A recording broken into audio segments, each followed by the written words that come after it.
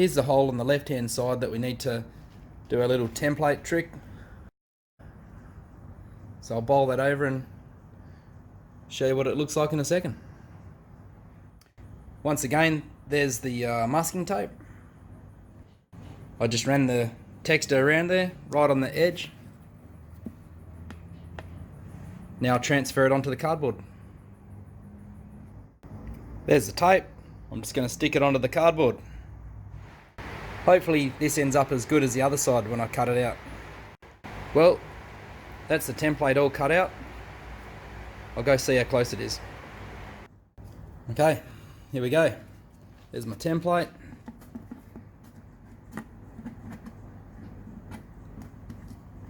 Bit hard doing it one-handed, but basically it all fits in pretty good. Piece would push in. Sweet. I'll tape it on, then I can test fit the tank. So with that all done, I should be able to put the tank on and see if this was panelled in, what sort of clearance I have, and hopefully I've cut enough of the plenum chamber out where it's all going to be able to give me that gap that I need. Well, here goes the fuel tank and we'll soon see. The fuel tank's back on and I've had a bit of a look up under here and I've got good clearance between the side of the plenum chamber and the fuel tank. On the other side, which is a little bit closer, it still does have some clearance, but it's definitely a lot tighter. If I reach through from the front, I'm able to grab the feed pipe that goes into the plenum chamber and rock the plenum chamber, and I can see that there is movement without it moving the actual fuel tank mount. So I think that's pretty good to proceed now to have the plenum chamber panelled in. And once again, just checking the clearance between that feed pipe and the underside of the tank, which that shows that we have enough clearance. Now what I'll do is remove the tank, the plenum chamber, pull the throttle bodies off the plenum chamber, and have a look at the throttle bodies and see if I can restore them a little bit, make them a bit neater. There's a bit of corrosion on them. So that's what we're going to get into now, stripping the throttle bodies off the plenum chamber. Okay, there we are. So they're off. They do need a bit of a clean up. I've already gave them a light bicarb blast before, but let's rip them apart and neaten them up. Throttle bodies are off the plenum chamber. Here's what they look like. They've been hit with the old corrosion as well. So what we'll do, I'll pull them apart, clean them up, and yeah, make sure they're all in good condition, and paint a few brackets maybe, just so they're all healthy looking, and get them ready to put back on. And we'll get that out to the fabrication joint, Sean at Adrenaline Performance, and get him to patch the sides of them up with those templates. After that, I think the next thing will be injectors. Getting some of these like low profile injectors compared to the other ones, which look like this. These are really quite tall. I need low profile to fit them under the fuel tank.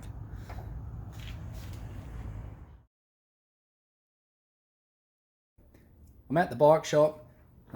There's the throttle bodies with all the corrosion and the rust. So I'm going to get the soda blaster, which looks like this guy here, and give them a quick clean up, blast all the barnacles off it, and then probably paint the main support brackets. So let's do that. This probably took about 10 or 15 minutes with the soda blaster, and it's got all the loose stuff off the throttle bodies. There's still some rust and scale on the springs, which won't be able to be removed because it's it's damaged the coating, but everything else is pretty good really.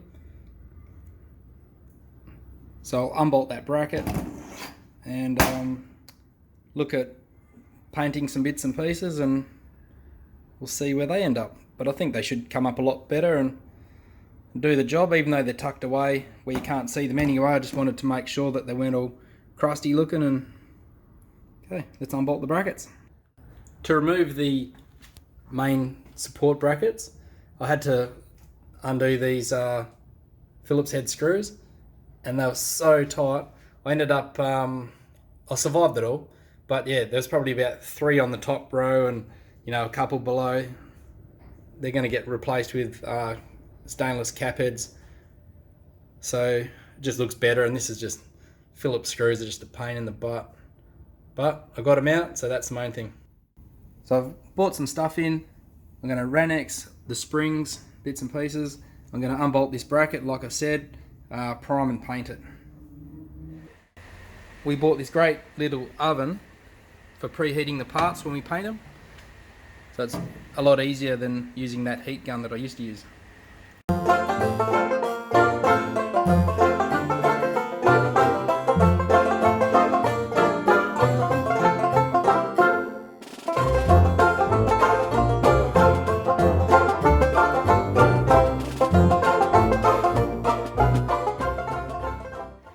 I've ended up Ranexing the whole throttle body assembly.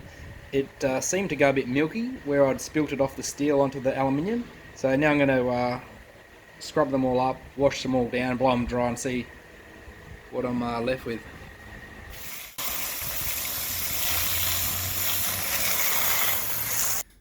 So after I Ranexed the throttle bodies, basically I'm left with this film of I don't know, like fairy corrosion stuff again, where the rust has been converted by the Ranex. So I'm going to quickly go outside and hit them with the soda blaster and then wash them down again. I painted that support bracket. I've got the short stainless screws. I'm going to bolt it onto the throttle bodies. That looks much better. New stainless bolts and the bracket all painted.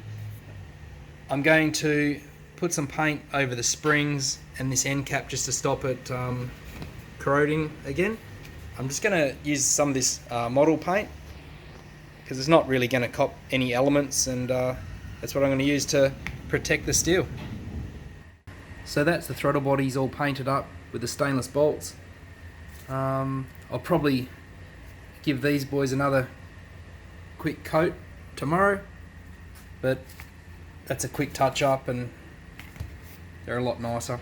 They're surprisingly small, but that's what was around at the time, so they're off a GPZ 1100.